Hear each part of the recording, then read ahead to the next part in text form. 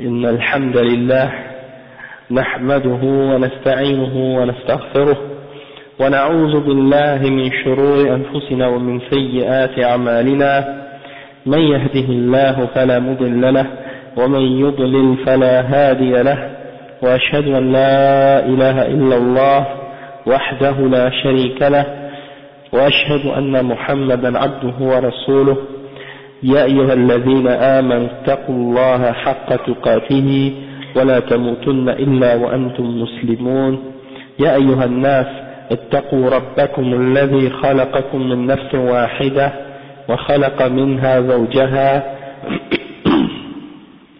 وبث منهما رجالا كثيرا ونساء واتقوا الله الذي تساءلون به والأرحام إن الله كان عليكم رقيبا يا أيها الذين آمنوا اتقوا الله وقولوا قولا سديدا يصلح لكم أعمالكم ويغفر لكم ذنوبكم ومن يطع الله ورسوله فقد فاز فوزا عظيما وإن خير الكلام كلام الله وخير الهدي هدي محمد صلى الله عليه وسلم وإن شر الأمور محدثاتها وكل محدثة بدعة وكل بدعة ضلالة وكل ضلالة في النار أما بعد. Donc alhamdulillah rabbil alamin, aujourd'hui on continue notre dars sur haqiqat al-tasawwuf, c'est-à-dire la réalité du soufisme, et on est arrivé au cours numéro 3 aujourd'hui. Qu'est-ce qu'on va faire? On va continuer le livre du cheikh, mais avant de rentrer dans le livre et de continuer là où on était, on va faire une petite introduction aujourd'hui, Inch'Allah, et ça va être assez long, mais quand même ça va être important pour nous mettre bien comme il faut dans le contexte, parce que c'est un livre le livre du cheikh est un livre résumé, et parfois il y a des détails qui sont importants, qui sont pas mentionnés par le cheikh, donc on va pas avoir le choix d'aller voir dans d'autres références pour mentionner des points importants, pour avoir une bonne compréhension du sujet et pour faire comprendre clairement les origines et le développement de cette tendance qu'on appelle le tasawwuf ou bien as-soufiyya, pour être capable de clarifier les choses pour les musulmans. Donc, premièrement, un point qui est important à comprendre, qui est sunni? C'est qui est le sunni? Parce que souvent, c'est une question qui revient, on entend par exemple parler des gens et on les entend parler de sunnis et ils disent qu'ils sont des sunnis. Et puis pourtant, supposément, à la base, c'est que les gens qui sont sunnis sont un seul groupe, une seule jama'a. C'est pour ça qu'on les appelle Ahl Sunnati wal Jama'a, c'est-à-dire les gens de l'unité et disons les gens de la sunna et de l'unité ou de l'union, al-jama'a. Toutefois, on trouve que parmi les gens qui se disent sunniya, et parmi les sunnis, les gens qui se disent sunnites, on trouve qu'ils sont divisés en plein de groupes et en plein de sectes, alors c'est pas logique qu'ils soient tous sunnis. Et c'est de là que vient un des grands malentendus actuellement dans l'utilisation justement du terme sunni, ok, et que quand tu demandes à quelqu'un est-ce que tu es sunni, et il dit oui je suis sunni, puis après il te dit mais je suis par exemple l'ibada je suis soufi, et dans l'aqida je suis ash'ari, ou bien maturidi, ou bien il va dire il est par exemple mu'tazili, ou bien d'une autre secte parmi les sectes, ou bien par exemple il fait partie des khawarij, il fait le takfir des musulmans et des hukam, des dirigeants, et il se dit sunni. Et donc on va expliquer que en réalité être sunnite ça veut dire quoi? Ça veut dire que tu suis le Coran et la sunna selon la compréhension des sahaba comme eux ils l'ont suivi, sans ajouter rien et sans enlever rien à la religion. Tu l'acceptes, la religion telle qu'elle a été comprise par les premiers musulmans. Toutefois, il y a des innovations qui sont apparues par la suite, et des groupes qui sont apparus par la suite. En premier, il y a eu les Khawarij, après il y a eu les Shia, après il y a eu les Qadariya, après il y a eu les Mu'tazila, et il y a eu les Murji'a, et après il y a eu les Jahmiya, et après il y a eu d'autres groupes comme ça qui sont apparus, et après il y a eu les Asha'ira, et entre-temps, il y a eu les Soufiyya qui sont apparus dans cette période-là, dans les environ 300 ans après la mort du professeur sallam, d'accord, 200, 300 ans, et peut-être un petit peu avant ça même, mais quand même, disons que le soufisme est sorti au grand jour, plus tard après, vers les 400, 500, d'accord. Avant ça, c'était pratiqué, mais dans des petits cercles, en privé et cachés, c'était pas au grand jour, parce que ces gens-là se cachaient. Mais par la suite, c'est sorti, et ça a commencé à se répandre, et c'est surtout après la sortie d'un personnage qu'on appelle Al-Hallaj. Et lui, c'est un des personnages les plus, disons, marquants du soufisme, parce que c'est lui qui est sorti à Makkah, et qui est monté sur la Kaaba, et qui a crié Ana al-Haq, je suis la vérité, Laysa fil jubbati illa Allah, en disant il n'y a rien dans ce manteau excepté Allah. Donc il a clairement et ouvertement déclaré qu'il était Allah, ou bien qu'il faisait un avec Allah, et c'est la tendance qu'on appelle al-hulul ou bien wahdatul wujud, etc. Donc le point pourquoi je commence en expliquant qui est sunni, c'est parce que c'est pour expliquer qu'en réalité, si tu veux vraiment être sunni, tu dois quitter et abandonner et te désavouer et rejeter toute chose qui a été inventée après la mort du prophète sallallahu alayhi wa sallam et qui ne faisait pas partie de la religion à l'époque des Sahaba. Tout ce qui a été rajouté par la suite, ça fait pas partie de la sunna et ça fait pas partie de l'islam, c'est donc une bid'ah. Et pour être un sunni, donc, tu dois rejeter toutes les bid'ah en entier. Même si tu, par exemple, tu dis, je rejette toutes les bid'ah excepté une, alors tu n'es pas considéré comme étant un sunni si cette bid'ah est dans les fondements, en particulier les fondements dans la aqidah et dans les principes de la religion. Si c'est une petite bid'ah, peut-être ça peut être excusé dans des choses disons, si c'est des choses qui sont pas, disons, dans les fondements et dans les principes de base, peut-être c'est dû à une ignorance ou à une erreur, mais si c'est dans les bases de l'aqidah et dans les principes fondamentaux de l'islam, c'est sûr que, ou dans les principes de la sunna, alors c'est sûr que la personne va sortir, mais à la base, toute bid'a est un égarement, et parfois c'est les petites bid'a, justement, qui amènent à des grandes bid'a, et ça on va le voir plus tard, Inch'Allah. Et un autre point, c'est que beaucoup des gens qui se prétendent, disons, faire partie des sunnis, d'être des sunnis, ou de faire partie de Ahl Sunnati wal Jama'a, ils pensent que faire partie de Ahl Sunnati wal Jama'a, ça se limite à faire partie des 4 madhahib, le madhab al-Maliki, le madhab al-Hanafi, le madhab al-Shafi'i et le madhab al-Hanbali. Et ils s'imaginent que si tu suis un de ces 4 madhahib dans la façon de pratiquer l'islam, automatiquement tu es sunni. Alors que parmi les gens qui sont dans ces 4 madhahib, eh ben, il y a des gens qui ont toutes sortes de croyances et toutes sortes de pratiques qui sont contraires même aux principes et aux croyances de ceux qui ont, disons, qui sont à l'origine de ces écoles-là. D'accord?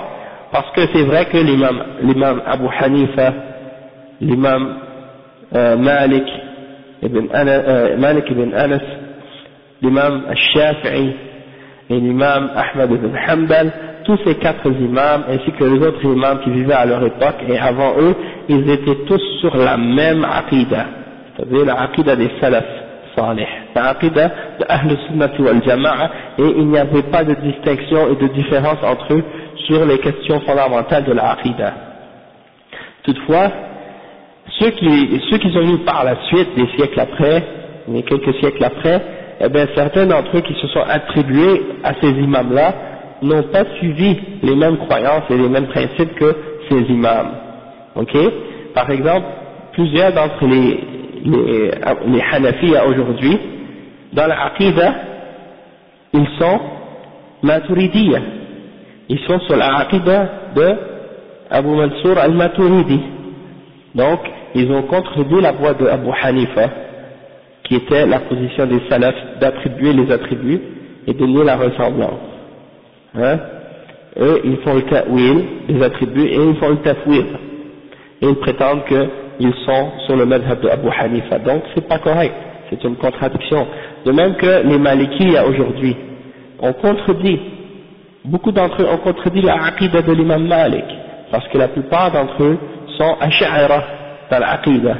Alors que l'imam Malik, c'est le célèbre imam, quand on lui a demandé comment Allah s'est élevé au-dessus de son trône, kayfa istawa, au sujet du verset qui dit Ar-Rahman ala al-arsh istawa, l'imam Malik a répondu al-istiwa ma'loum, ou bien al-istiwa غير مجهول والكيف غير معقول والسؤال أو الإيمان به واجب والسؤال عنه بدعة. Il a dit l'istiwa, le fait que Allah s'est élevé au-delà du trône ou au-dessus du trône, ça c'est pas ignoré, on le connaît sa signification, et le comment tu peux pas le comprendre, et d'y croire c'est obligatoire, mais de demander la question au sujet du comment c'est une bid'ah, c'est une innovation. Donc cet imam, il était sur la voie des salafs dans l'aqidah et dans l'asma wa sifat et dans tous les aspects de l'aqidah. Toutefois, aujourd'hui, la plupart des Malikiyya sont ash'ara. Et la raison pourquoi ils sont ash'ara, c'est parce qu'il y a un des gens qui venaient justement du Maroc, de cette région-là, parce qu'on sait que la plupart des gens du nord de l'Afrique et l'Espagne à l'époque étaient Malikiyya par la suite. Pourquoi? Parce que justement ce madhab-là s'était répandu dans cette région-là. Mais ils étaient tous sur la aqidah de l'imam Malik. Si vous retournez même au livre qui s'appelle Ar-Risala de Ibn Zayd al-Qayrawani, un livre de fiqh, dans l'introduction il affirme l'aqidah et il affirme, c'est-à-dire l'aqidah de Ahl Sunnah wal Jama'a et l'aqidah des salaf, et il affirme la croyance en al-istiwa comme le reste des salafs. Toutefois, il y a un qui s'appelait Muhammad ibn Tumart, hein, et lui, il est allé étudier en Orient, et il a étudié avec Abu Hamid al-Ghazali. Et Abu Hamid al-Ghazali, c'est un soufi, c'est un ash'ari, philosophe, hein, et il a été affecté par cette aqidah, sa aqidah à lui, et il est revenu par la suite au nord de l'Afrique, et c'est là qu'il a imposé par la force sa aqidah.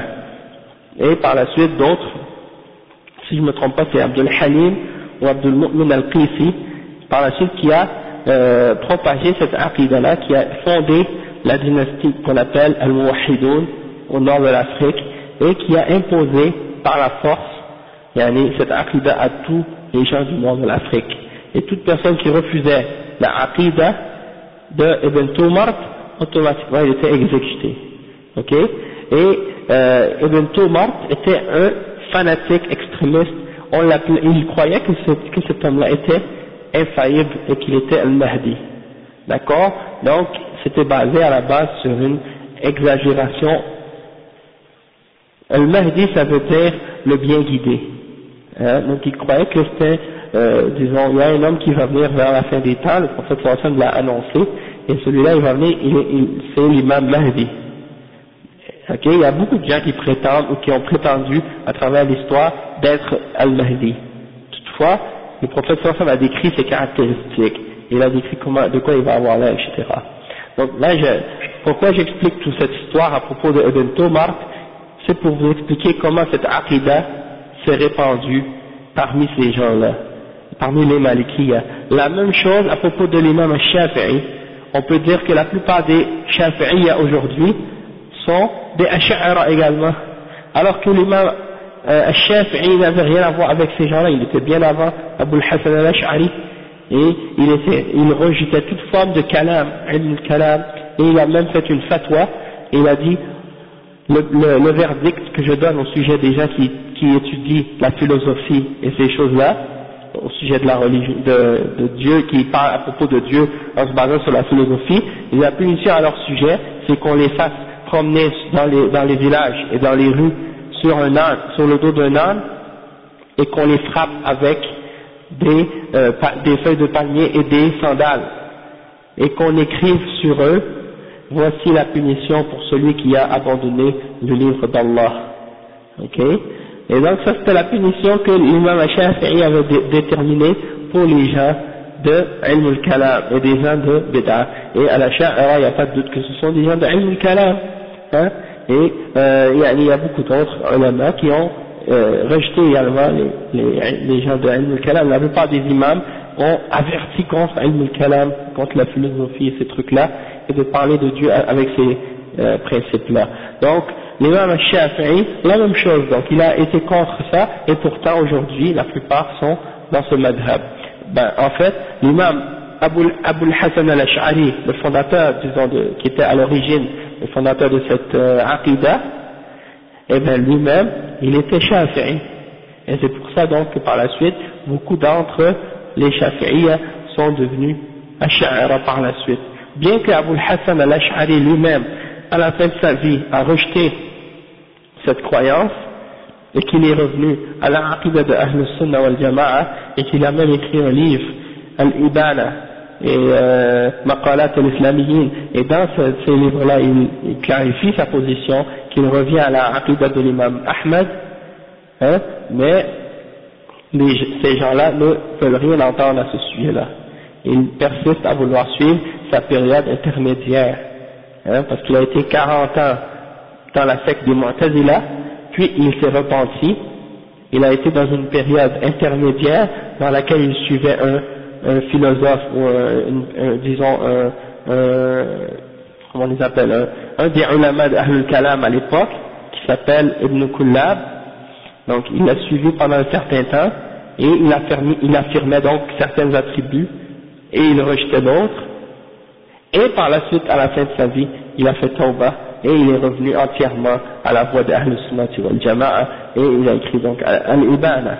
Mais ceux qui le suivent aujourd'hui, qui se disent Ash'ara, suivent sa période intermédiaire quand il n'était pas encore sur la voie de l'imam Ahmad et sur l'aqidah de Ahl Sunnah.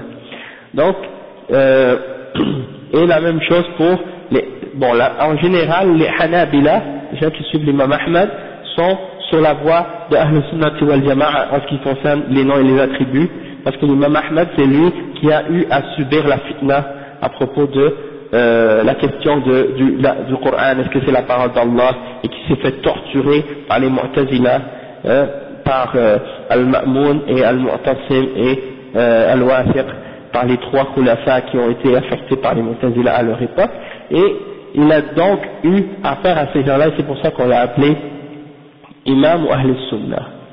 Puis par la suite, disons qu'il y a eu également l'imam Ahmad l'imam Ahmad ibn Taymiyyah, qui était lui-même un Hanbali, et il y a eu l'imam également Ibn Qayyim, et d'autres qui étaient Hanabila, qui ont tous été sur la aqidah des salaf. Donc ça a eu un grand impact, et ça fait en sorte que la plupart des Hanabila sont sur cette voie-là, excepté qu'il y a eu parmi eux certains qui ont dévié à ce sujet-là, et qui ont également suivi la voie des ulama de Ahl Kalam.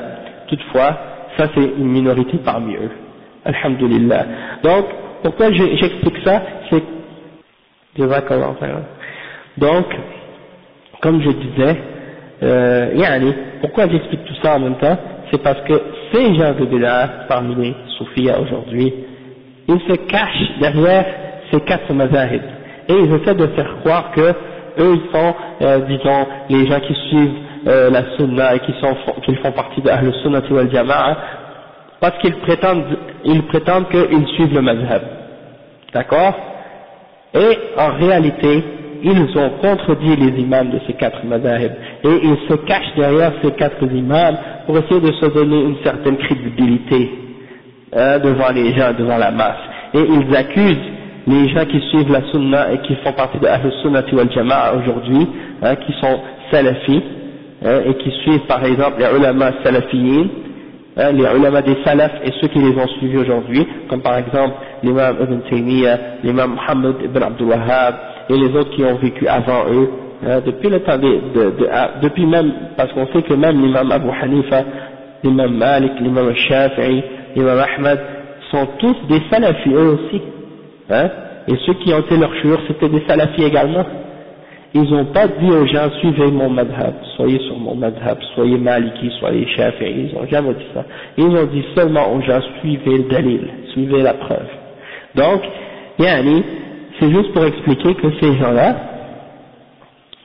ils prétendent qu'ils sont derrière ces imams, alors qu'en réalité, les imams sont innocents de ces gens-là.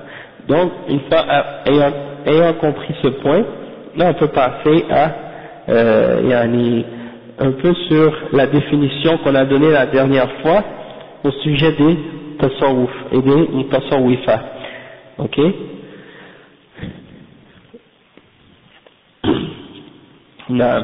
Donc on avait expliqué la dernière fois à propos des soufis qu'ils donnent plusieurs définitions sur l'origine des du mot tasawwuf ou bien du mot soufia, et que l'explication qui était la plus correcte, c'était que à l'origine ça vient de la laine, et c'est à cause de l'influence des moines chrétiens qui portaient de la laine, et ils ont pris ce mot-là de ça, et que même si ils ne portent pas tous de la laine aujourd'hui, mais c'est juste que ça vient de cette origine-là. Toutefois, il y a le Cheikh Ahmed Loh, dans son livre Taqfis al-Ashkhas fi al-Fikr al-Soufi, il dit que certains parmi les soufis ont également essayé de dire que le mot soufi à lui-même n'avait pas d'origine. C'était juste un mot tel comme ça, qui n'a pas de signification et qui n'a pas d'origine. Ils ont dit par exemple, ذهب جماعة من أئمة التصوف إلى أن اسمهم غير مشتق من شيء وأنه بمثابة لقب أطلق عليهم، وممن قال بهذا القول القشيري والهجويري وابن خلدون. Donc il y a trois parmi les gens qui ont mentionné ça, parmi les gens qui ont parlé du soufi, al-Qushayri qui est un soufi lui-même, al-Hajwayri, lui aussi c'est un soufi, il a écrit un livre qui s'appelle Kashf al-Mahjoub, et Ibn Khaldoun c'est celui qu'on appelle le père de la sociologie, celui qui était au nord de l'Afrique, qui a écrit son livre sur l'histoire et tout ça. Donc c'est ça, Ibn Khaldoun, et ils ont mentionné ça dans leur livre également. Maintenant, ensuite le cheikh dit وهذا القول من الأقوال الضعيفة جدا. Il dit ça c'est une parole vraiment faible, une opinion vraiment, une position vraiment faible.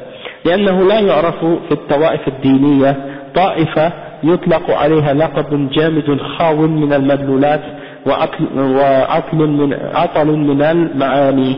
C'est-à-dire, il dit parmi tous les groupes et les sectes, les groupes religieux qui existent parmi les musulmans, il n'y en a aucun qui ont un nom qui est un nom comme ça sans aucune signification, qui n'a pas aucune indication ou aucune signification, aucun sens.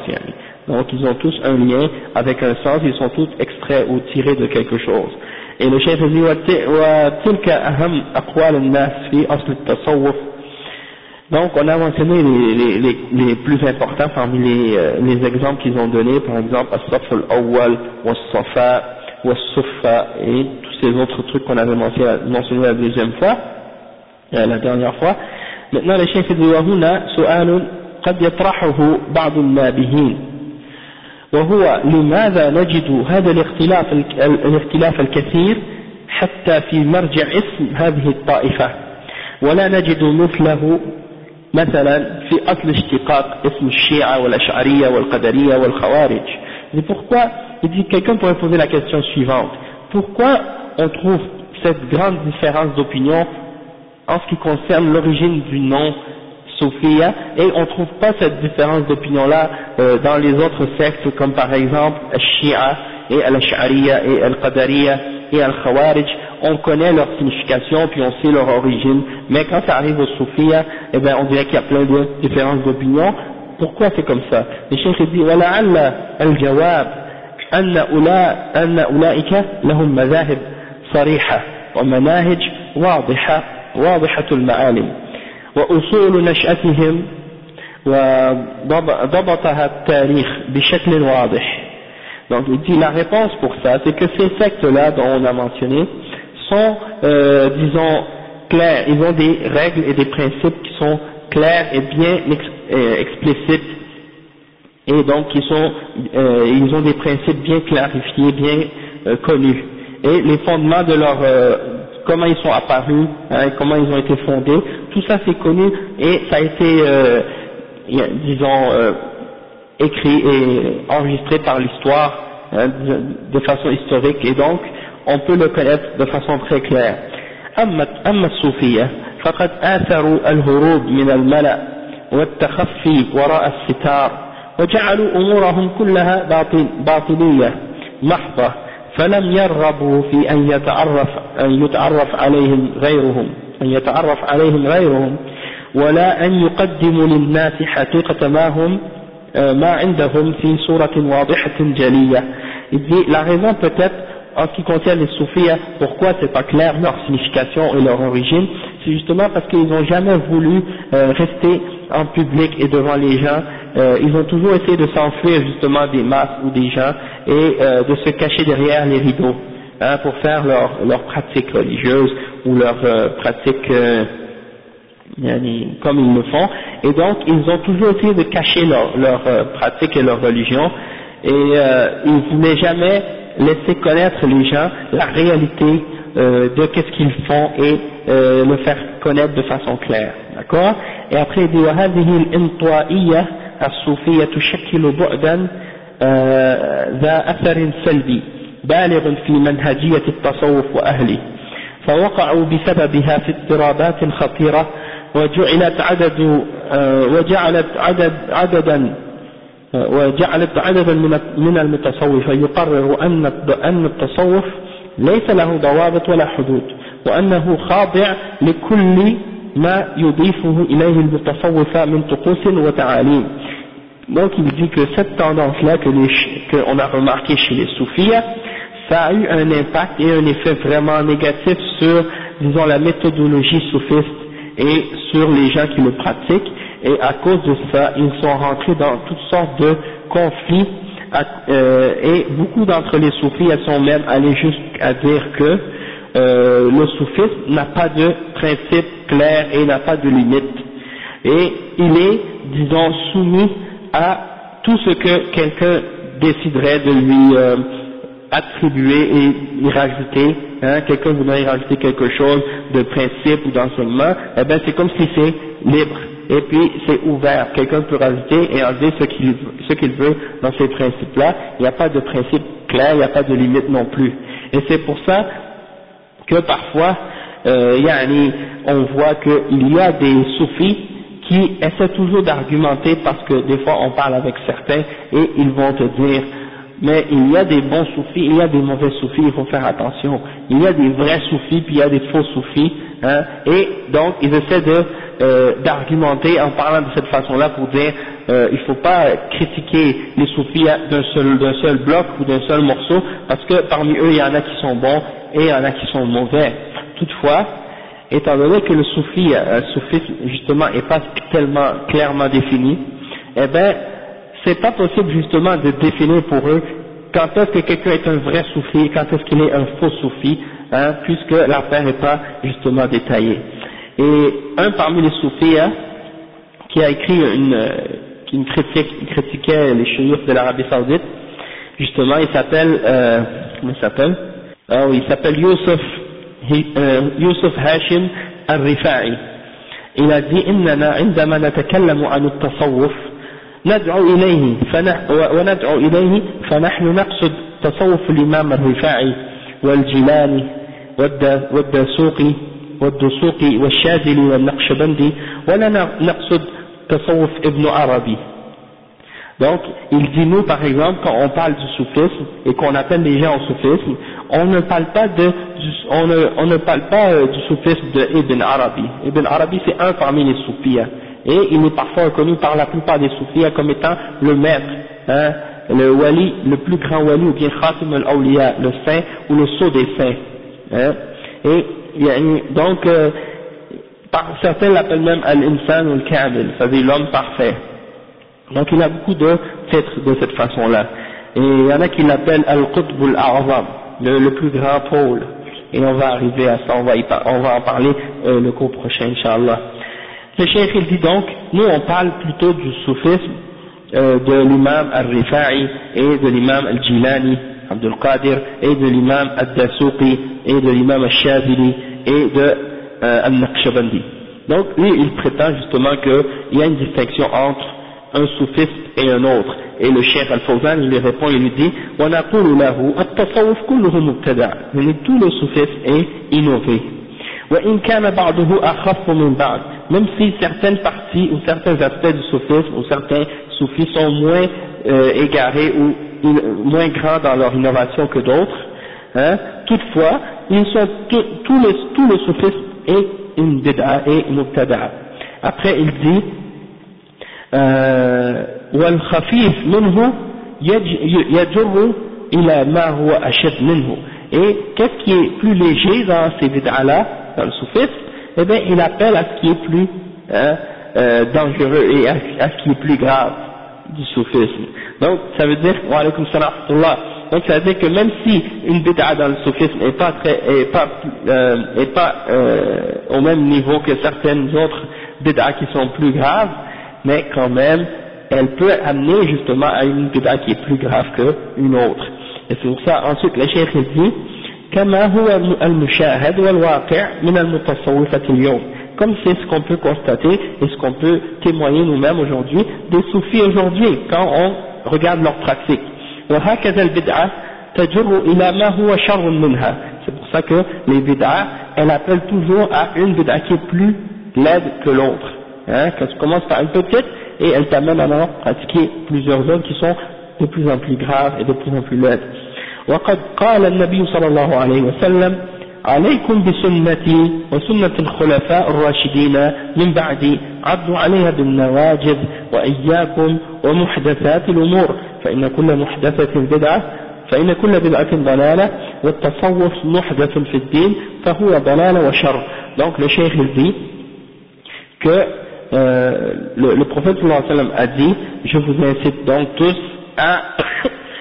à suivre ma sunna et la sunna de mes successeurs bien guidés après moi, et wa alaykum salam wa rahmatullahi wa barakatuh, et mordez dedans avec vos molaires et prenez garde à toute invention dans la religion, car toute invention dans la religion est une égarement, est une innovation et c'est un égarement. Et donc le cheikh dit que le soufisme donc c'est une innovation dans la religion et donc il est un égarement et il est tout mal, mauvais. Ensuite le soufi Hisham ou Hashim al-Rifa'i il dit Youssef al-Rifa'i il dit وقوله هل إذا تصوف المسلم السني أصبح مجرما. Là on voit encore une fois cette mauvaise conception de ce que j'ai parlé au début en parlant du sunni. Ok, il dit et si le soufiste, le musulman sunni devient soufi, est-ce qu'il devient un criminel? Et donc pour lui, dans sa tête, quelqu'un peut être sunni et soufi en même temps. C'est-à-dire tu peux être sunni et mubtadi' en même temps. Et justement d'être sunni, c'est de ne pas être mubtadi' et de ne pas faire de bid'ah. Donc comment tu peux être sunni et être mubtadi' en même temps? C'est une contradiction. Donc comment il peut dire al-muslim as-sunni il a tasawwuf, et s'il devient soufi? C'est une contradiction. Quand il devient soufi, il quitte la sunna, hein? Il sort de l'exemple et des limites de la sunna. C'est pour ça que c'est une contradiction.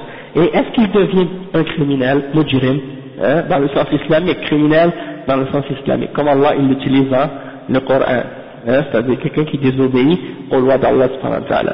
Et le cheikh il dit أقول نعم من تصوف فقد ابتدع ومن ابتدع كان مجرما. Il dit oui, il devient, et s'il devient soufi, il a fait une bid'a, et s'il a fait une bid'a, il devient un criminel, un mujrim.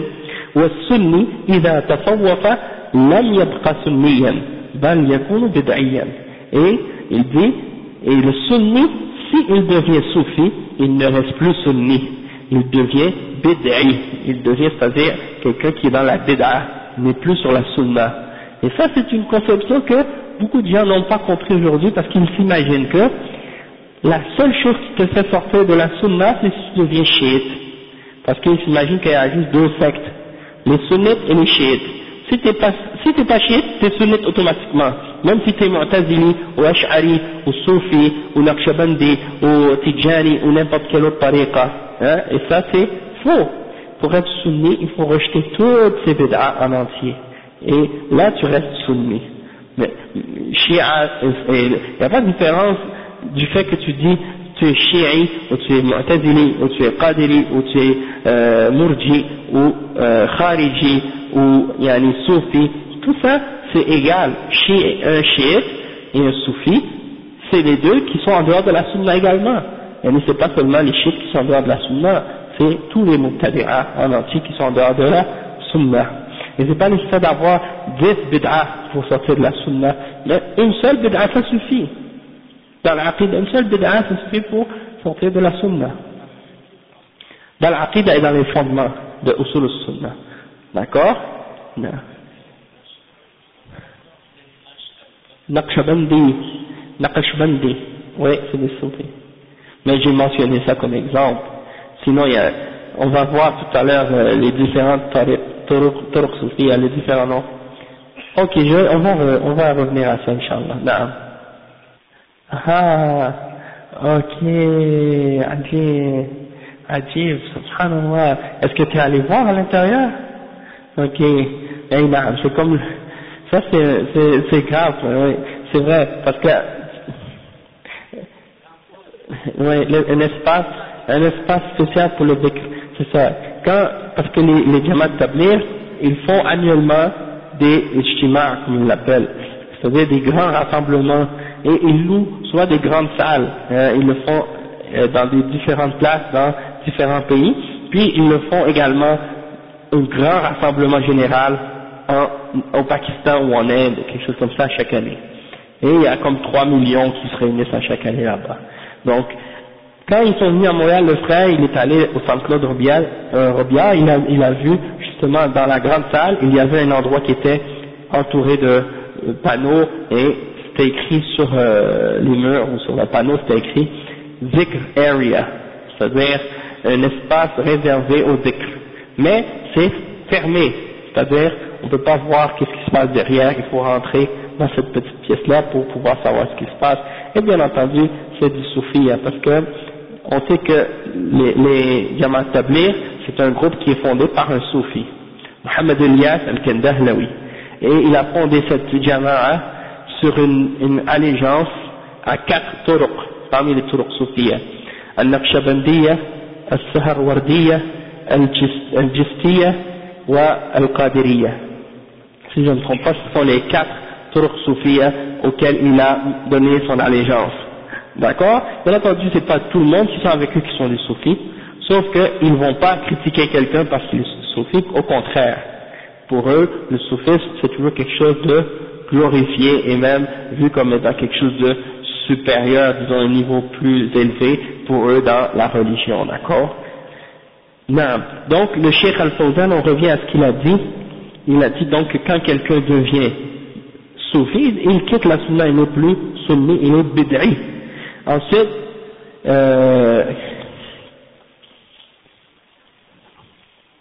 non.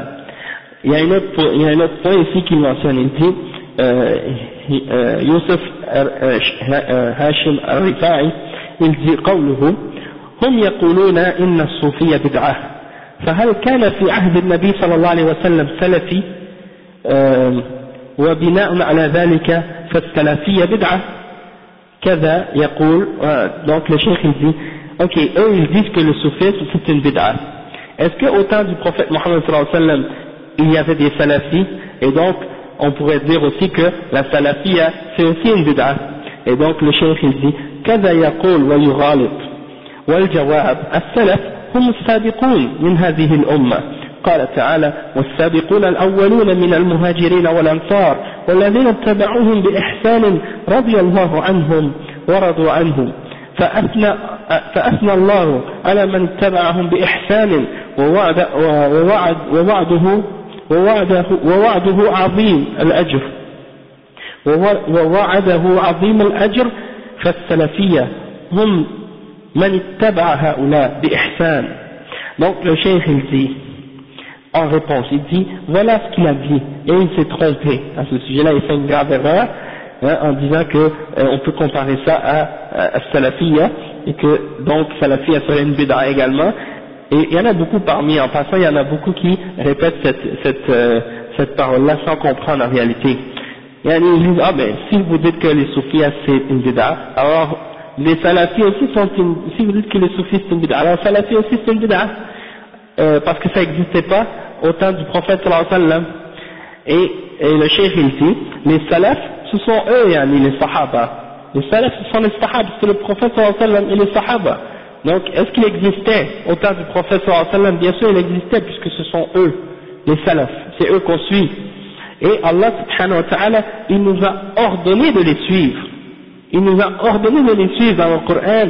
Et Allah subhanahu wa ta'ala, il dit donc que les salafs, ce sont les gens qui ont précédé dans cette umma. Il cite le verset dans Surat Tawbah qui dit As-sabiquna al-awwaluna min al-muhajirin wal-ansar walladhina ittaba'uhum bi ihsan radiyallahu anhum wa radu anhum. C'est-à-dire, le verset ça dit les tout premiers qui ont précédé dans la foi parmi les muhajirin. Les muhajirin c'est qui? C'est les premiers musulmans qui ont cru quand ils étaient à Mecca, ok, et puis ensuite qui ont fait le hijra, qui sont partis à Médine. Wal ansar, al-ansar c'est qui? C'est les croyants qui ont cru de la ville de Médine, les premiers musulmans parmi les gens qui ont cru à Médine, hein. Donc ceux-là, Allah subhanahu wa ta'ala il dit وَالَّذِينَ اتَّبَعُوهُمْ بِإِحْسَانٍ, et ceux qui les ont suivis d'une bonne façon ou en bien, hein, ceux qui les ont suivis. Donc ça veut dire c'est une obligation de les suivre également, parce que Allah les a glorifiés, il a glorifié les muhajirin et les ansar, ce sont les sahaba, et en plus ceux qui les ont suivis, et il dit juste après ça radiyallahu anhum wa radu anhum, c'est-à-dire Allah subhanahu wa ta'ala est satisfait d'eux, hein, et eux sont satisfaits d'Allah subhanahu wa ta'ala. Donc ça veut dire, est-ce qu'il y a des gens sur la terre ou parmi les musulmans que tu peux dire avec certitude qu'Allah est satisfait d'eux autres que les sahaba? Non. Les seuls que tu peux dire avec certitude Allah est satisfait d'eux sans aucun doute, ce sont les sahaba. Donc Allah il glorifie ces gens-là, glorifie les sahaba, et il dit qu'il est satisfait d'eux, et il dit qu'il est satisfait également de ceux qui les suivent en bien, hein? Donc de ceux qui les suivent en bien, pas seulement dans la pratique, mais également dans leur croyance, dans leur façon de comprendre la religion, et dans leur façon de comprendre l'islam, pas seulement dans la façon qu'ils pratiquaient la prière ou le jeûne, mais dans tous les aspects de la religion, et en commençant par les fondements de la religion, et du fait qu'ils étaient tous unis, et qu'ils ne faisaient pas partie d'aucune secte, et qu'ils ne faisaient pas partie d'aucune bid'a, et qu'ils n'inventaient rien dans la religion d'Allah, et qu'ils suivaient le prophète sallallahu alayhi wa sallam, et que lorsqu'il y avait une différence d'entre eux, ils le ramenaient au Coran et à la Sunna, et lorsqu'il y avait une bid'a, ils la refutaient, ils la rejetaient, cette bid'a, hein, et on a des exemples de ça. Donc c'est ça la voie des salafs, et c'est de suivre les sahaba et ceux qui les ont suivis. Donc le cheikh il dit فَأَثْنَى اللَّهُ عَلَى مَنِ اتَّبَعَهُمْ بِإِحْسَانٍ, Allah subhanahu wa ta'ala il a glorifié ceux qui les ont suivis en bien, hein, d'une bonne façon, et il leur a promis une grande récompense, hein. Ensuite il dit فَالسَّلَفِيَّ هُمْ مَنِ اتَّبَعَ هَؤُلَاءِ بِإِحْسَانٍ. Donc les salafs, as-salafiyya c'est quoi? C'est ceux qui ont suivi ces gens-là, les sahaba, de la meilleure façon, d'une bonne façon. أما التصوف فلم يرد له ذكر في كتاب الله ولا في سنة رسول الله صلى الله عليه وسلم فهو عمل مبتدع وكل بدعة ضلالة لأنه من أحداث المتأخرين. Et donc le cheikh il dit, en ce qui concerne les gens du soufiyya, rien n'a été rapporté à leur sujet, ils n'ont pas été mentionnés ni dans le Coran ni dans la Sunna, et donc c'est une action qui est innovée, qui est une bid'a, et toute bid'a est un égarement, et donc ça fait partie de qu'est-ce que les gens qui sont venus par la suite ont inventé dans la religion, et donc ça ne fait pas partie de l'islam. Donc ça c'était juste en passant pour clarifier ce point, pour faire comprendre cette shubha au sujet de justement les points qui ont rapport avec ces questions-là, au sujet de ceux qui disent qu'il y a un bon soufisme et un mauvais soufisme. Ensuite on continue donc à propos, en parlant de la définition du soufisme. Le cheikh dit يقول أحمد بهجت أحد كتاب المعاصرين للتصوف بعد أن أشار إلى الاختلاف في أصل التصوف، وهذا معناه أن الصوفية يصدون الباب حتى أمام من يسألهم عن معنى اسمهم، وهذا دليل على أمر من أمور ثلاثة. Donc le cheikh dit qu'il y a un écrivain qui écrit au sujet du soufisme actuellement, contemporain, qui s'appelle Ahmed Bahjat. Et lui, qu'est-ce qu'il dit? Il a parlé, ou bien il a indiqué, il a parlé à propos des différentes opinions sur le fondement du soufisme et de sa signification, et il a dit que ça signifie, le fait qu'il y a plusieurs significations et compréhensions de l'origine du soufisme, ça signifie qu'il ferme la porte devant même la personne qui vient pour demander à propos du soufisme. Il leur ferme la porte devant eux.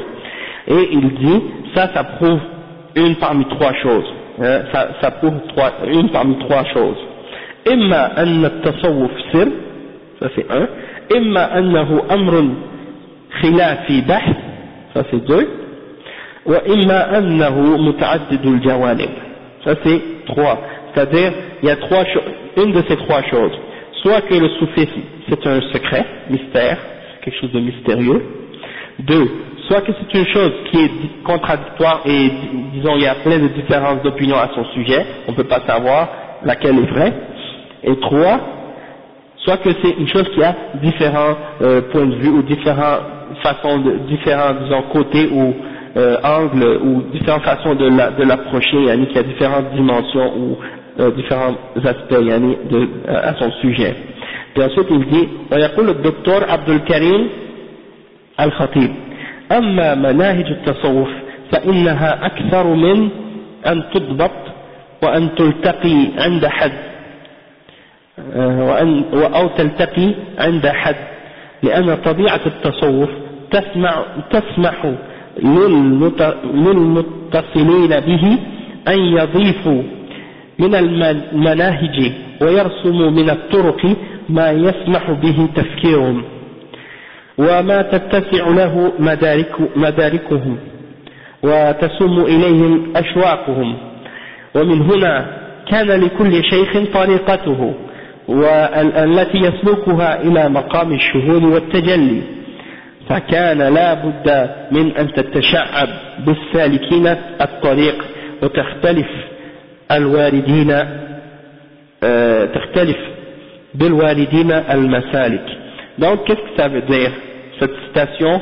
Ça c'est une citation de Dr Abdul Karim Al-Khatib qui est un des soufis d'après ce que j'ai compris, et il dit en ce qui concerne les manhages des soufis, elles sont trop nombreuses, leurs méthodologies sont trop nombreuses pour qu'on puisse les limiter et les établir disons des règles, des principes à leur sujet, et ça fait partie même, la raison de ça, on ne peut pas établir de limites parce que ça fait partie même de la nature du soufisme. Elle permet à toute personne qui, disons, a un lien avec le soufisme de rajouter parmi les principes du soufisme ce qu'il veut. Quelqu'un peut rentrer dans le soufisme, comme par exemple le cheikh et la citation dit ici que chaque cheikh a sa tariqa, et chaque tariqa ça peut être utilisé, quelqu'un peut l'utiliser pour arriver justement au point où il essaie d'atteindre, disons, ash-shuhud, c'est-à-dire de voir Allah ou bien d'avoir une manifestation divine. Et donc c'est pas étonnant après ça de constater qu'il y a plein de différents embranchements et différents chemins pour disons suivre le soufisme. Il y a toutes sortes de différentes manifestations du soufisme. D'accord? Maintenant, il y a un autre aspect aussi qui est important de comprendre justement au sujet de ça, du fait qu'il y a plusieurs significations du soufisme. Le cheikh il dit, Mohamed Loh il dit, هذا الأمر هو الظاهر في عدم تعريفهم التصوف تعريفا واحدا. Pourquoi justement ils n'ont pas défini le soufisme par un terme qui est unique et clair.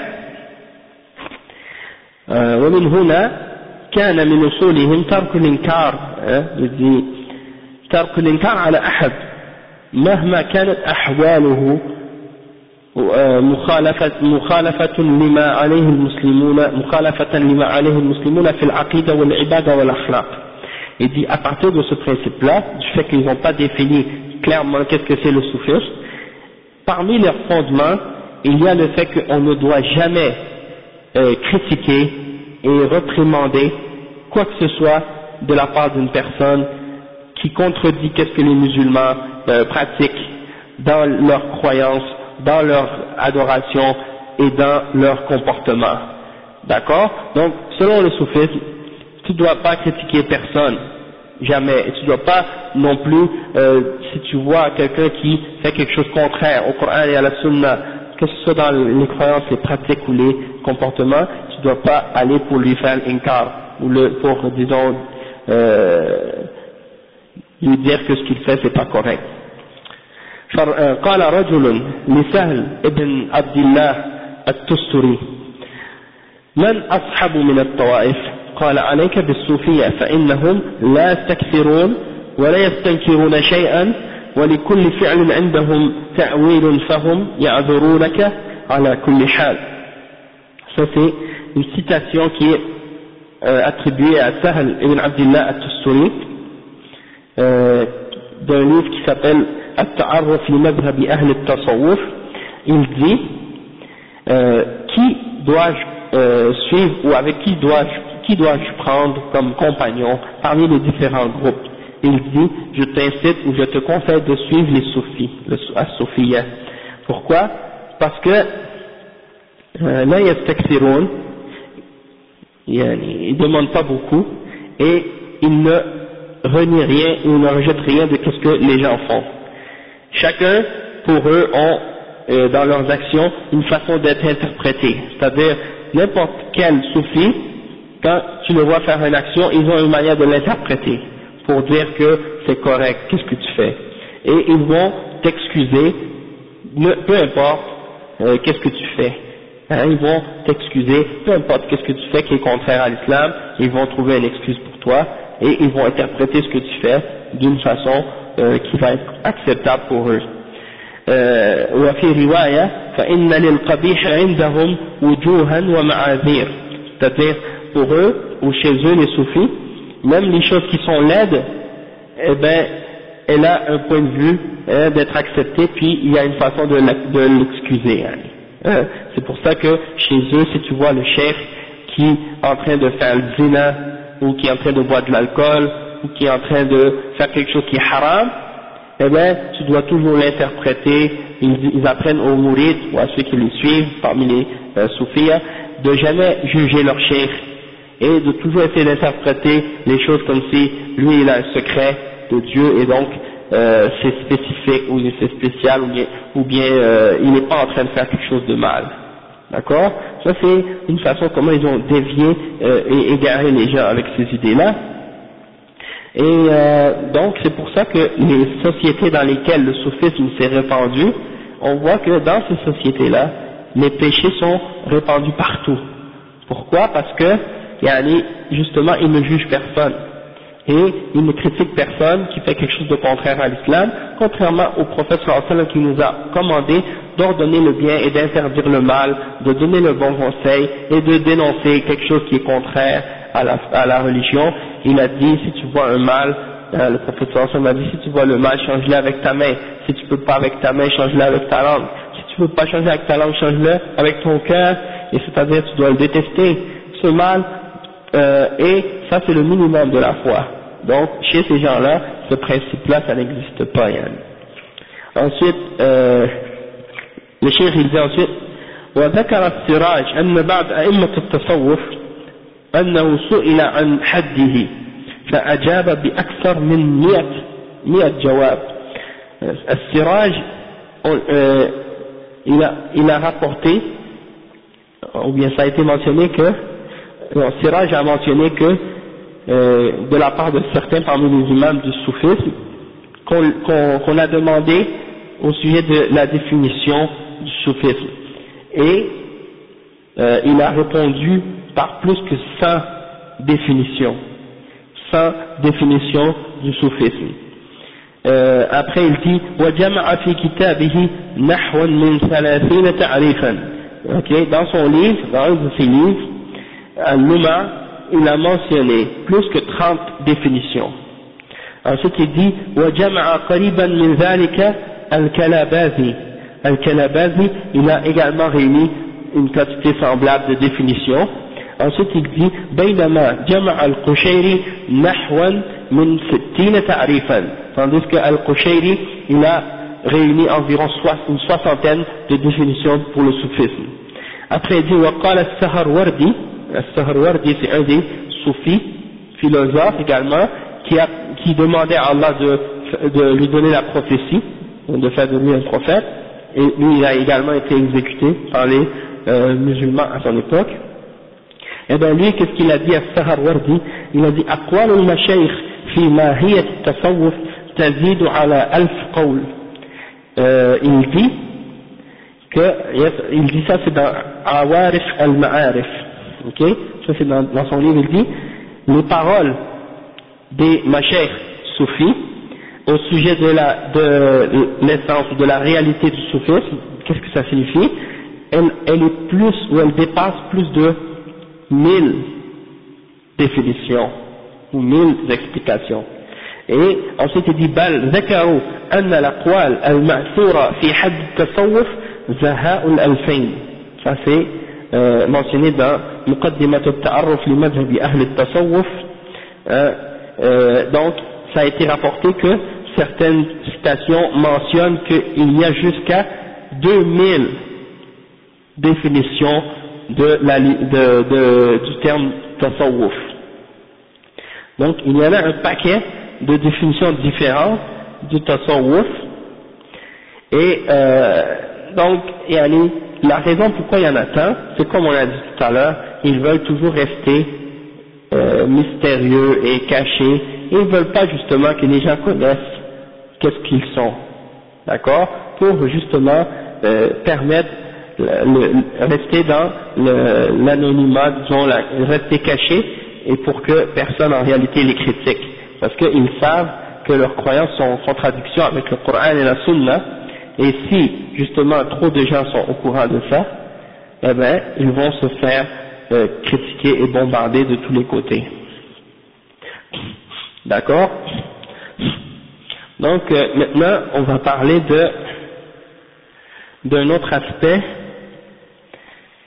et ça a rapport avec l'historique, disons une petite historique de l'origine du soufisme. Là on a parlé de la définition.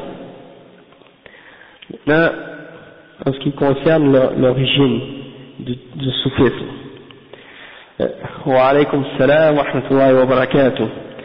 اختلف العلماء في تاريخ نشأة التصوف. Il y a une différence d'opinion. Ça c'est tiré dans un livre qui s'appelle At-Tijaniyya, دراسة لأهم عقائد التجانية. Ça c'est un livre qui est une étude qui a été faite sur le tijanisme, ou bien la tariqa tijaniyya, écrit par le docteur Ali ibn Muhammad al-Dakhilullah.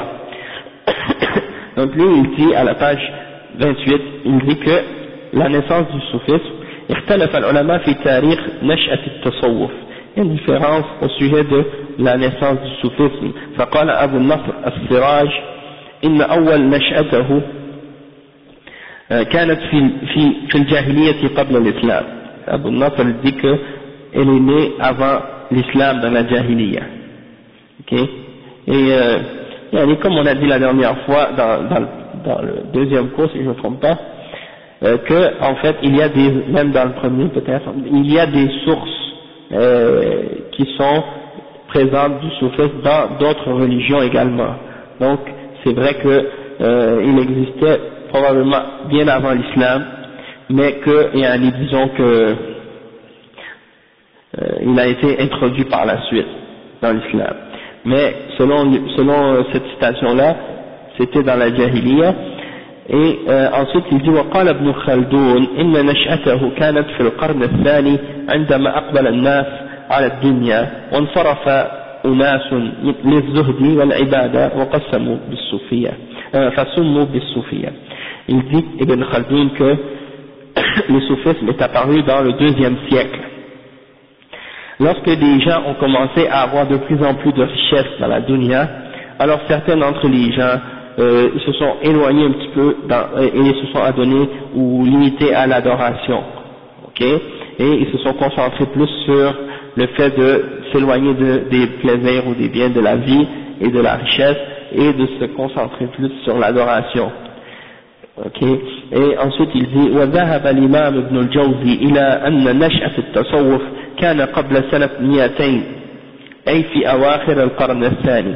Donc Ibn al-Jawzi dans son livre Talbis Iblis, en passant Talbis Iblis ça veut dire les ruses du shaitan ou les ruses d'Iblis, et dans son livre, la plus grande partie de son livre c'est une critique du soufisme, c'est une critique du soufisme, parce qu'on sait que certains parmi les soufis essaient d'attribuer le soufisme aux sahaba, et ils disent que les premiers soufis sont les sahaba alors que c'est faux. Le soufisme n'existait même pas à leur époque. Et certains parmi les soufis ont écrit des livres et ils mentionnent dans les noms des soufis le nom de certains des sahaba. Et Ibn al-Jawzi, il répète cette idée-là et il dit le soufisme,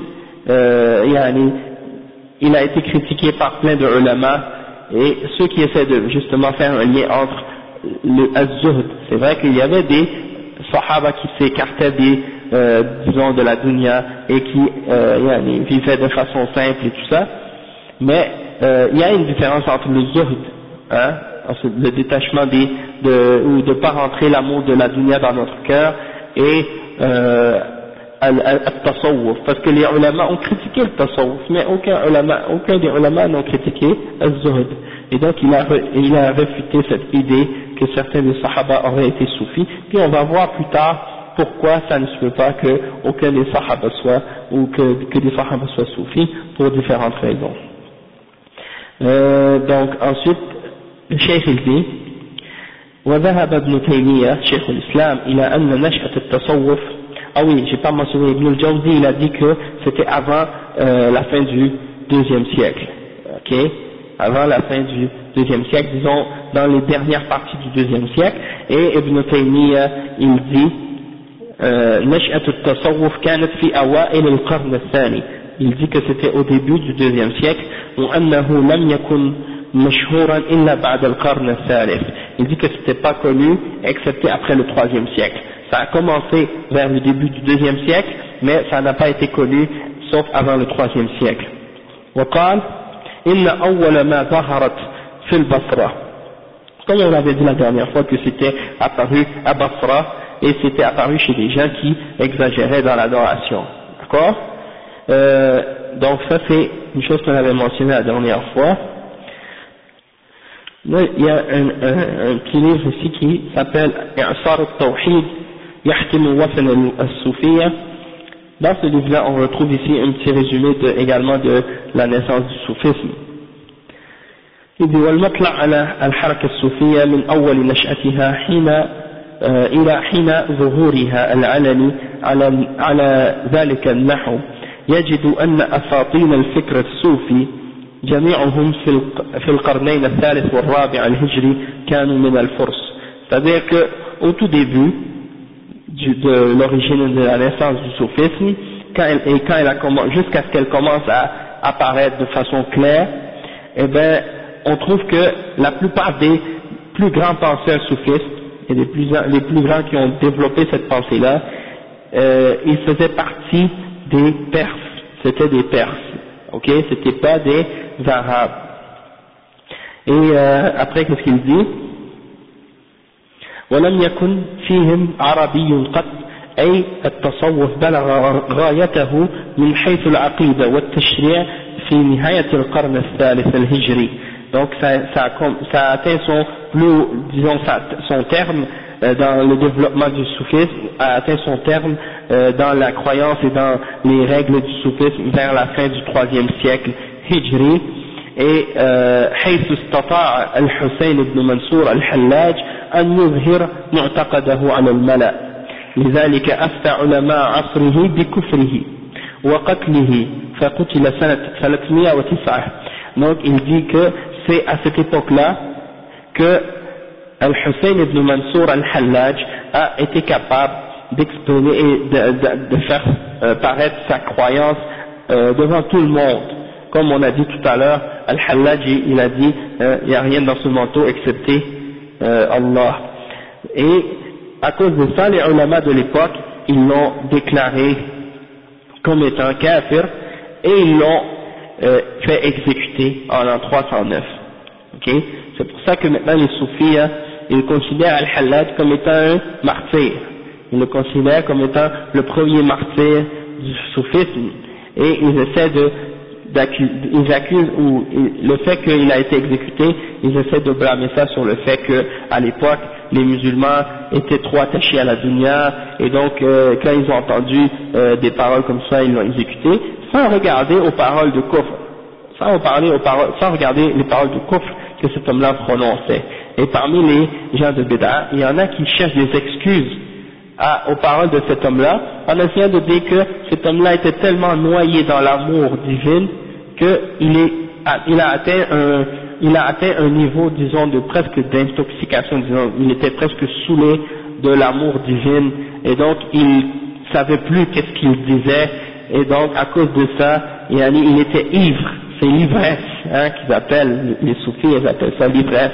Et donc, quand il arrive à ce niveau-là, il comprend plus, il sait plus ce qu'il dit, et donc il prononce ces paroles-là, et donc ils disent comme excuse, pour essayer d'interpréter ça, qu'il ne faut pas les prendre pour compte pour ces paroles-là lorsqu'ils sont dans cet état, parce qu'ils sont arrivés à un degré trop haut et trop élevé, et donc les gens ordinaires ne peuvent pas comprendre la réalité de ces paroles-là, donc ça c'est un petit peu les idées de ces gens-là. Une fois je me rappelle, il y a des Naqshbandi qui étaient venus une fois dans une mosquée, ils étaient venus avec leur Cheikh Nazim, celui qui vient de Koubrous là, en tout cas il est venu, il ressemble à un vrai shaitan, Allah al-Musta'an, et avec tous les autres, tu le vois, c'est vrai, Allah al-Musta'an, et là tu les vois, ils étaient en train d'embrasser ses pieds, et ils se battaient pour savoir qui allait payer pour lui, parce que qu'est-ce qu'il faisait?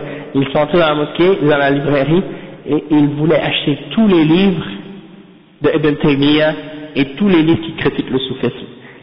Et même les livres de la bibliothèque, ils voulaient les acheter, et on leur a dit que c'était pas à vendre. Mais eux, pourquoi ils les achètent? C'est pour les brûler. Pour les brûler. Naam. Donc, qu'est-ce qu'ils ont fait? Ils sont rentrés, et là, ils étaient en train de se battre pour savoir qui va payer pour le chef. Ok? Et là, moi j'étais assis, bien entendu j'étais jeune à l'époque, et puis j'ai demandé à l'un d'entre eux qui était un Canadien converti, j'ai demandé qu'est-ce que ça veut dire le soufisme. Et là il m'a répondu, il m'a dit c'est de se noyer dans l'amour divin dans l'amour de Dieu, c'est ça, il m'a répondu de cette façon-là. Donc comme j'ai dit tout à l'heure, ils ont des milliers de façons d'expliquer qu'est-ce que c'est le soufisme. Et ça c'était une de ces explications-là. Et comme on va voir la semaine prochaine également, c'est que ces gens-là ils mentionnent toutes sortes de mensonges, mais je vais laisser ça pour la semaine prochaine, Inch'Allah. Ah non, les chrétiens vont parler d'amour, mais ils vont pas définir ça comme de cette façon-là spécifiquement. C'était Fudayl ibn Iyad, rahimahullah, qui disait je mange avec le juif, je mange avec un chrétien, mais je mange pas avec le mubtadi'. Et certains parmi les salafs ont dit, je préférerais avoir comme voisin les porcs et des singes que d'avoir comme voisin des gens de Bid'a. Ça c'est fort, ça c'est à quel point les salafs détestaient les gens de Bid'a. C'est pas juste une petite affaire là, ils détestaient de dégoût puis d'une haine incroyable. Ils voulaient même pas s'asseoir avec eux, même pas parler avec eux. Et ça, les gens d'aujourd'hui, ils comprennent pas parce qu'on leur a pas enseigné ça. Ils connaissent pas la position des salafs envers les jeunes bid'a. S'ils le connaissaient, on verrait que la situation ne serait pas telle qu'elle est aujourd'hui. D'accord? Aujourd'hui c'est comme, non, on est tous musulmans, on dit la ilaha illallah, c'est fini. On est tous des frères. Il faut tous s'aimer, puis il faut tous être ensemble. Non, ils ne comprennent rien en ce qui concerne les questions de sunna et bid'a et toutes ces choses-là. Pour eux c'est comme tout ensemble. Et s'ils t'entendent critiquer des gens, parmi les gens de bid'a, et là ils s'imaginent, ah, lui il n'a pas un bon akhlaq. Il n'a pas un bon akhlaq parce qu'il parle contre les gens de bid'a et il les insulte ou il dit des choses mauvaises contre eux. Hein? Alors qu'ils ne comprennent pas que d'agir comme ça, de cette façon-là, envers ces gens-là, ça fait partie même de l'islam. D'accord? Et donc, où en étions-nous? Il dit donc, Al-Hallaj, vers cette année-là, il a exprimé ses idées ouvertement, puis après il a été exécuté, comme on a dit. وبالرغم من ذلك فإن الصوفية ظلت تواصل انتشارها في أرض فارس على الخصوص ثم في العراق، وساعد على انتشارها في فارس أن أقام رجل يسمى أبو سعيد المهيمي نظاما خاص أو نظاما خاصا للخانات الذي أصبح فيما بعد مركزا للصوفية، وقلده في ذلك عامة رجال التصوف. ومن هنا نشأت في منتصف القرن الرابع الهجري بدايات طرق الصوفية التي سرعان ما انتشرت في العراق ومصر والمغرب. Donc il dit que يعني par la suite, malgré que cet homme-là, Al-Hallaj, a été exécuté, yani, elle a continué à se répandre, le soufisme a continué à se répandre, en particulier en Perse et en Irak par la suite. Puis qu'est-ce qui a aidé qu'est-ce qui a aidé à sa propagation, c'est que yani, en Perse il y a eu un homme qui s'appelait Abu Saïd al-Muhaymi, et lui qu'est-ce qu'il a établi? Il a établi, disons, le premier couvent, le premier monastère soufi, hein, qu'on appelle Khanat ou bien Zawiya ou bien par d'autres termes également. C'est comme des monastères comme des moines chrétiens, ils se réunissent là-dedans pour faire le dhikr soufi, puis pour faire leur pratique entre eux, puis disons se détacher du monde. Donc et donc à partir de ce moment-là, c'est lui qui a établi, disons, la première Zawiya.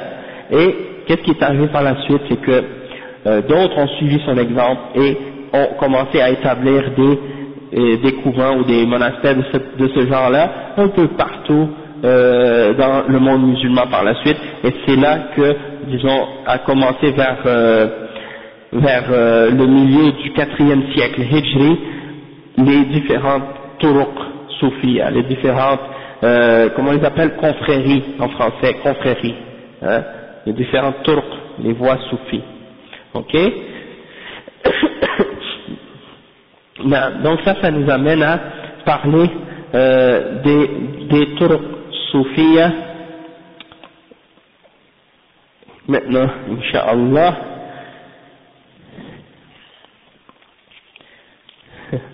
je vous amène un paquet de livres aujourd'hui, là. J'ai pas le choix parce que le sujet n'est pas dans un seul livre, d'une façon ordonnée, donc je suis obligé de sortir ça de différentes références. Le cheikh dit وَالْحَقُّ أَنَّ الطُّرُقَ, ça c'est dans le livre de At-Tijaniyya, comme j'ai dit tout à l'heure. وعليكم السلام ورحمة الله. والحق أن الطرق الصوفية كثيرة جدا بحيث يصعب حصرها، إذ كل من أن له أن يبتدع طريقا فعل وسماها باسمه نعم فعل وسماها باسمه أو اسم قبيلته أو عشيرته.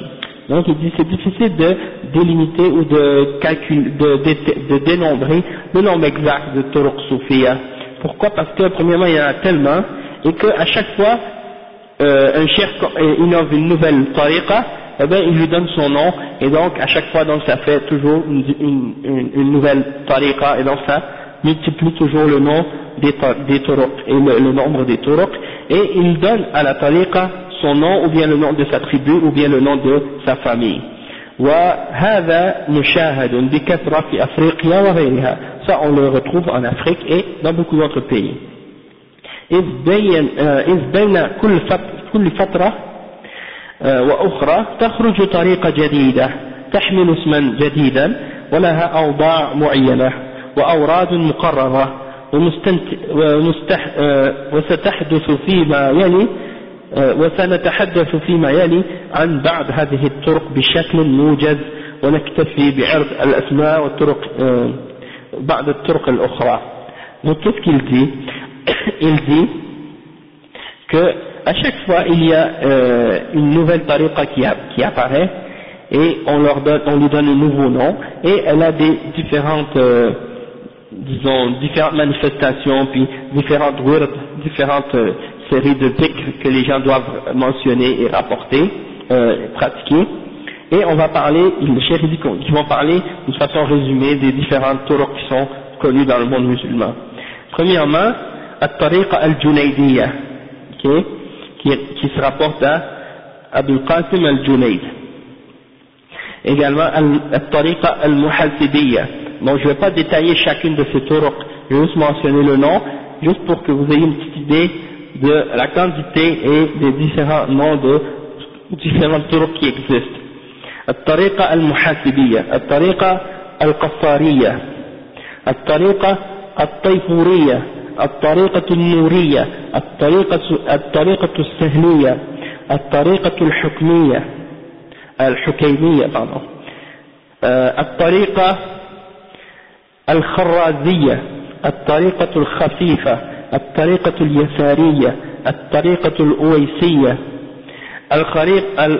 الطريقة الخلوتية، الطريقة الحلمانية، الطريقة القلندرية، الطريقة القادرية، الطريقة الرفاعية، المولوية، الشاذلية، النقشبندية، الصديقية، الكيروية، الجهرية، البرهانية، العيدروسية، المشاريعية، الحتامية، القشيرية، الخشنية، المدارية، الشطارية، العشقية، الغوثية، يعني التجانية, il y a al-Mouridiyya, et il y en a encore plein d'autres comme ça, et ça finit plus, et parfois même certaines de ces turuq se divisent en d'autres turuq, hein? Et donc il y a aussi ad-Dasuqiyya, et là ad-Dasuqiyya, comme j'ai pas mentionné celle-là,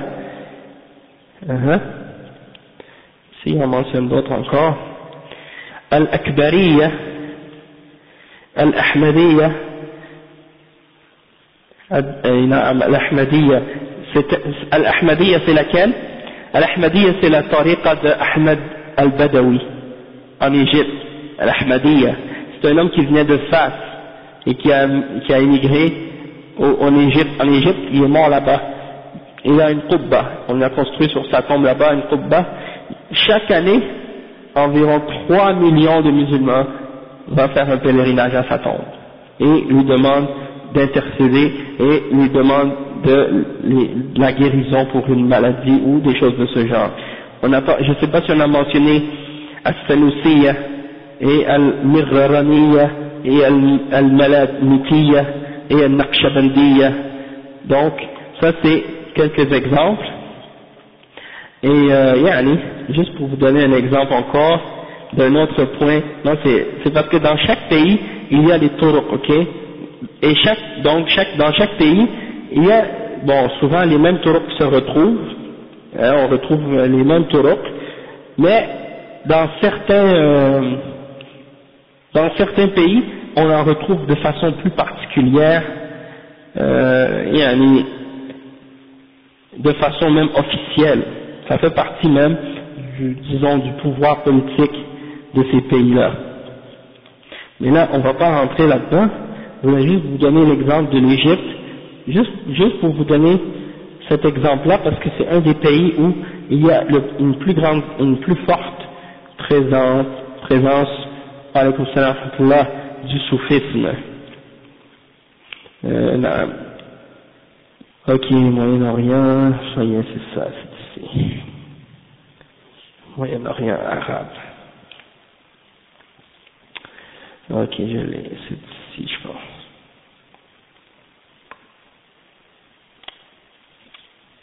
Ouais, c'est ça. Naam. Ça, c'est tiré d'un livre, c'est écrit par des orientalistes, des spécialistes, disons, du soufisme, mais c'est pas les musulmans, mais ça, c'est leur sujet, c'est leur thème spécial, et les préférés dans l'islam, le soufisme, donc ils passent beaucoup de temps à parler du soufisme. Et parmi les choses qu'ils ont mentionnées ici, ils disent que, par exemple, il n'y a pas de pays au Moyen-Orient aujourd'hui où les confréries mystiques soient aussi prédominantes et aussi nombreuses et aussi répandues qu'en Égypte. Un nombre d'adeptes estimé à 6 millions, soit une bonne proportion de la population masculine. 73 confréries reconnues officiellement par l'État, à quoi il faut ajouter une cinquantaine de confréries non reconnues. En 1848, il y avait 20 confréries. Elles étaient 33 en 1906, 44 en 1948 et 60 en 1958. Et cette inflation se poursuit, c'est-à-dire ça augmente à un taux exponentiel. Et la moitié de ces confréries sont nées au XXe siècle et une bonne proportion dans la seconde moitié du XIXe siècle. Elles se sont infiltrées, affiliées aux grands ordres reconnus, si bien qu'on compte en 1993 pour celles qui ont le statut officiel. Donc les turuq soufis sont divisés en sous-turuq ou en sous-parties, disons.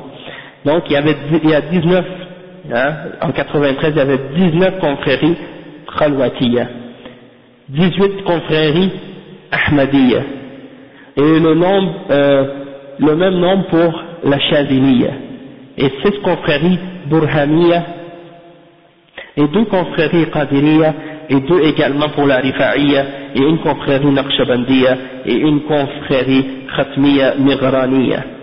Donc ça c'est juste pour vous donner un exemple, ok. Burhamiyya on l'appelle aussi ad-disuqiyya.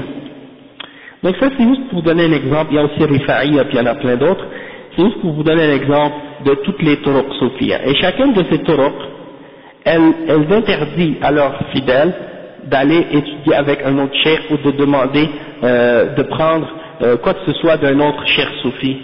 Donc vous imaginez la division que ça peut créer dans le monde musulman quand les gens sont imprégnés de ces idées-là et de cette croyance-là. Et c'est des gens qui interdisent aux musulmans d'étudier et d'apprendre les principes de l'islam, et qui les gardent dans une ignorance. Et en passant, les soufis vivent dans une richesse incroyable. On ne peut pas imaginer à quel point ces gens-là ramassent de l'argent à cause du fait que les gens qui les suivent doivent verser et donnent toujours de l'argent pour toutes sortes de services, toutes sortes de choses qu'ils ont besoin de la part de leur shuyukh. Donc là, on a parlé de certains des noms des turuq soufiyya et je vous ai mentionné ces noms-là, alors qu'il y en a bien plus que ça. On s'est arrêté à ces noms-là juste pour vous donner une petite idée, d'accord? Maintenant, d'accord, ça c'est, disons, l'introduction que je voulais faire au sujet du soufisme, et j'ai touché à tous les points que je voulais toucher aujourd'hui.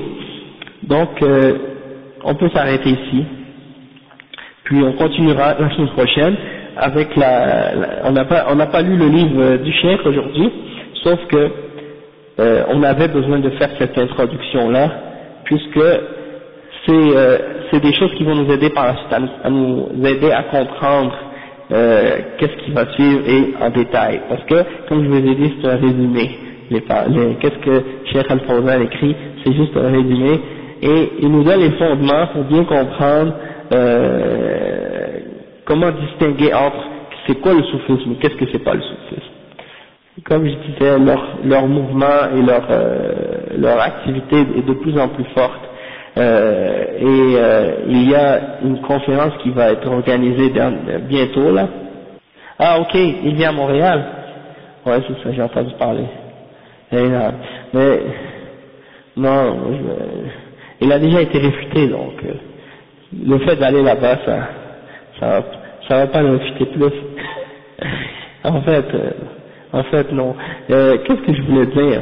Même Cheikh Moukbil, il a parlé, il a dit, allez pas dans les conférences des gens comme ça, des gens de pédales comme ça, pour essayer de faire des débats ou des choses comme ça. Il dit, allez pas là-bas, vous allez faire la fitna, ça vaut pas la peine. Donc, c'est déconseillé même d'y aller, et y aller, même pas d'aller écouter, même pas par curiosité. Certains, ils vont dire, non, je vais juste pour écouter. Allez-y, même pas, vous perdez votre temps. Mais à Toronto, ouais, mais ils ont invité cette année un gars qui s'appelle Habib El-Jeffrey. Hein, le frère, il m'a envoyé aujourd'hui la vidéo, là, à propos de Jeffrey. En tout cas, c'est un gars, A'oudhu Billah, d'origine du Yémen, grandi à Mecca, ou à Jeddah, si je me trompe pas. Puis c'est un soufi vraiment extrémiste, parmi les gens de Dalal. Il appelle clairement au shirk, hein, et à la bid'ah, et il n'a pas de respect, aucune limite dans sa langue, hein, et puis il a un ton et un style vraiment bas dans sa façon d'attaquer et de parler contre la sunna, et il est respecté et il est aimé par plein de gens, hein, qui connaissent pas justement les fondements de l'islam et les règles du tawhid, et justement qui sont même pas au courant de la réalité de ce personnage. Ils se laissent impressionner par l'apparence de piété de ce gars-là, et ils ignorent ou bien ils font semblant qu'ils ne comprennent pas qu'est-ce qui se passe dans la réalité de qu'est-ce que ce gars-là enseigne. C'est un gars qui enseigne aux gens qu'il faut aller passer du temps dans les dépotoirs et dans les poubelles, et pour manger avec les chiens, hein, soi-disant pour briser notre ego, pour briser notre ego, et que c'est ça que l'islam enseigne. Ensuite, il dit clairement et ouvertement qu'il ne faut pas parler de tawhid, et il ne faut pas avertir les gens contre le shirk. On est déjà musulmans, on est déjà muwahhid, et donc c'est inutile de mentionner ça, ces affaires-là. On est tous déjà musulmans, on connaît tous la ilaha illallah, qu'est-ce que ça veut dire, donc il ne faut pas parler de ça.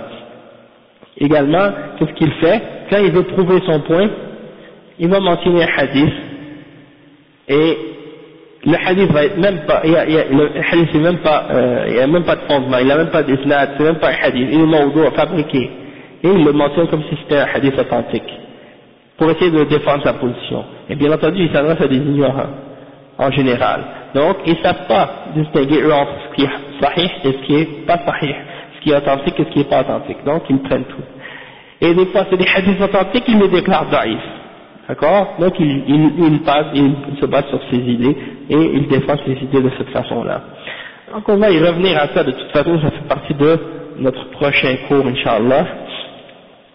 Il est invité par l'islam, par ces gens-là. Donc, on sait que c'est des Ikhwan, puis les gens des Ikhwan, ils invitent tout le monde. Hein. Tous les gens de Bid'ah, Tariq Souaidan, Tariq Ramadani, et l'autre là, comment il s'appelle, Jeffrey. Et en tout cas, dommage que les gens justement, ils n'ont pas été éduqués sur le manhaj des salaf, d'apprendre à comprendre les fondements de l'islam et à juger les gens selon ce manhaj, et à déterminer qui est sur la sunna et qui n'est pas sur la sunna. Aujourd'hui, on a été enseigné, ou on a éduqué les musulmans à dire, tu es musulman, tu dis la ilaha illallah, tu parles bien, allez, on travaille tous ensemble, et on ne fait pas de distinction entre sunni, mubtadi', ou peu importe quel groupe ou que quelqu'un peut plus accepter, appartenir. Et ça fait en sorte que les gens sont complètement perdus maintenant.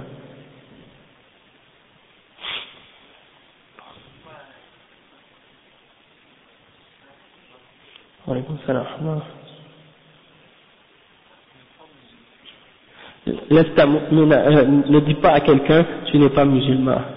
Oui, ça tu sais quoi ce verset? Le contexte, c'est que quand quelqu'un, par exemple, comme le prophète sallallahu alayhi wa sallam, il a dit, par exemple, un des sahaba est venu, il a dit au prophète sallallahu alayhi wa sallam, ya Rasulullah, est-ce que tu vois que si, par exemple, un mushrik, que je suis en train de me battre avec lui, et puis il me coupe un bras, il coupe un de mes bras, Ok? Alors, après, qu'est-ce qu'il fait? Il se sauve, puis il va se cacher derrière un arbre. Et là, moi, je le suis, et là, pendant que je suis en train d'essayer de l'attraper derrière l'arbre, il dit, Ashhadu an la ilaha illallah, Ashhadu anna Muhammad Rasulullah. Est-ce que je peux le tuer, ya Rasulullah? Le prophète sallallahu alayhi wa sallam a dit, non, tu peux pas le tuer. Il dit, ya Rasulullah, il m'a coupé le bras. Il dit, oui, même s'il t'a coupé le bras, tu peux pas le tuer. Il a dit, oui, mais il a seulement dit ça pour se protéger, pour pas que je le tue. Alors il a dit, Rasulullah sallallahu alayhi wa sallam a dit, si tu le tues, toi tu seras tu vas être dans sa situation avant qu'il le prononce, le shahada, et lui il va être dans ta situation après que tu l'as dit. C'est-à-dire, ou vice versa, quelque chose comme ça. Donc ça veut dire que c'est grave. Quelqu'un qui dit la ilaha illallah, que c'était dans le djihad, ou dans le combat, et là, t'affrontes l'ennemi, et là tout d'un coup le gars qui est en train de se battre avec toi, il dit la ilaha illallah, t'as pas le droit de lui toucher un cheveu. Hein? Et c'est ça qui a été même posé la question, c'est arrivé même au temps du prophète sallallahu alayhi wa sallam avec Oussama ibn Zayd. Il était dans le combat, et là il se battait. Et il y avait un kafir qui était vraiment fort, et il tuait plein de musulmans, un après l'autre. À chaque fois qu'il arrivait devant un kafir, chaque fois que ce kafir arrivait devant un musulman, il le tuait. Il était vraiment fort. Hein? Et là, Oussama ibn Zayd avec un autre sahabi, ils l'ont suivi, ils ont dit celui-là on va l'attraper, on va lui régler son compte. Hein? Parce qu'il a tué trop de musulmans. Et là qu'est-ce qui est arrivé, c'est que juste quand ils sont arrivés pour l'affronter, eh ben, cet homme-là a dit la ilaha illallah Muhammad Rasulullah, il a dit ashhadu la ilaha illallah. Alors là, Oussama, l'autre sahabi, lui, il a dit, ah, c'est fini, moi je peux pas le tuer parce qu'il a témoigné, il a fait shahada. Mais Oussama ibn Zayd, lui, il l'a tué quand même. Après, cette information-là est venue au prophète Muhammad sallallahu alayhi wa sallam. Et il a dit, est-ce que c'est vrai que ce que j'ai entendu, que toi, tu as tué quelqu'un après qu'il, tu as tué quelqu'un après qu'il a dit la ilaha illallah. Il a dit, ya Rasulallah, il a seulement dit ça pour pas que je le tue. Il avait peur que je le tue, il a tué plein de musulmans. Il a dit, Oussama, est-ce que tu l'as tué après qu'il a dit la ilaha illallah? Qu'est-ce que tu vas dire à Allah au jugement dernier au sujet de la ilaha illallah? Qu'est-ce que tu vas faire avec la ilaha illallah au jugement dernier? Et Oussama il a répété tellement de fois qu'il commençait à dire, subhanallah, j'aurais souhaité que j'avais jamais accepté l'islam avant ce jour. Hein? Tellement que c'est grave. Tellement qu'il se sentait tellement mal d'avoir commis cette erreur-là, d'avoir tué quelqu'un après qu'il a dit la ilaha illallah.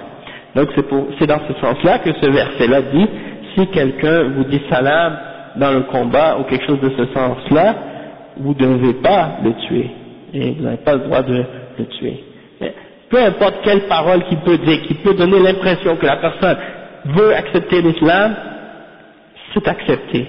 Les mouchriquins au temps du prophète sallallahu alayhi wa sallam, ils disaient pas j'accepte l'islam, ils disaient sabautu. Sabautu. Qu'est-ce que ça veut dire sabautu? Ça veut dire j'abandonne ma religion. Hein? Les mouchriquins, quand ils voyaient un autre parmi les musulmans, parmi les arabes qui acceptaient l'islam, ils disaient asabauta, est-ce que tu as abandonné ta religion, la religion de tes ancêtres, la religion de Abu Jahl et les autres, Abdul Muttalib et les autres mouchriquins, hein? Donc une fois le prophète sallallahu alayhi wa sallam avait envoyé Khalid ibn Walid pour se battre contre un groupe parmi les mouchriquins. Et là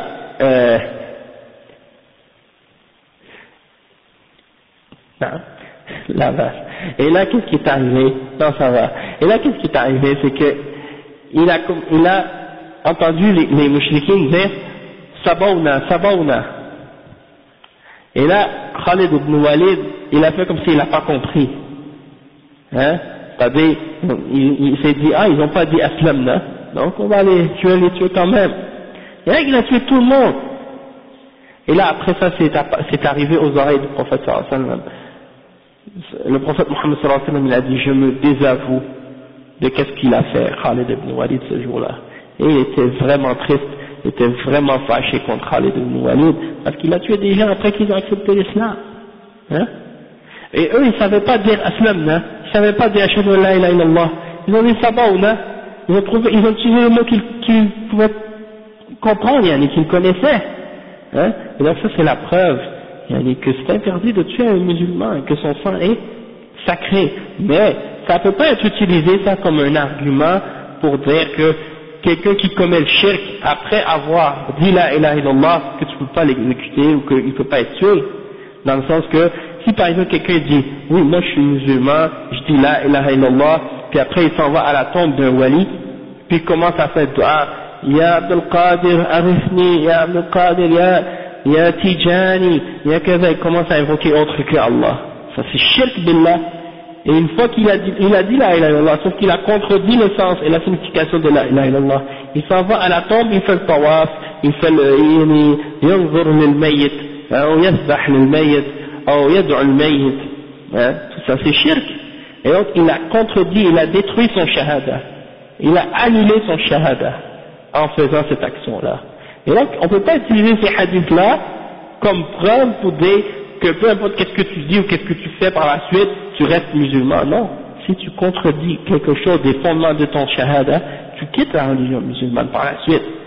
C'est pour ça, l'islam, il peut être annulé par des choses qui sont en contradiction avec les fondements de l'islam. C'est pour ça qu'il faut faire attention à ce sujet-là. Wallahu a'lam, subhanaka wa bihamdik, ashhadu an la ilaha illa anta, astaghfiruka wa atubu ilayk.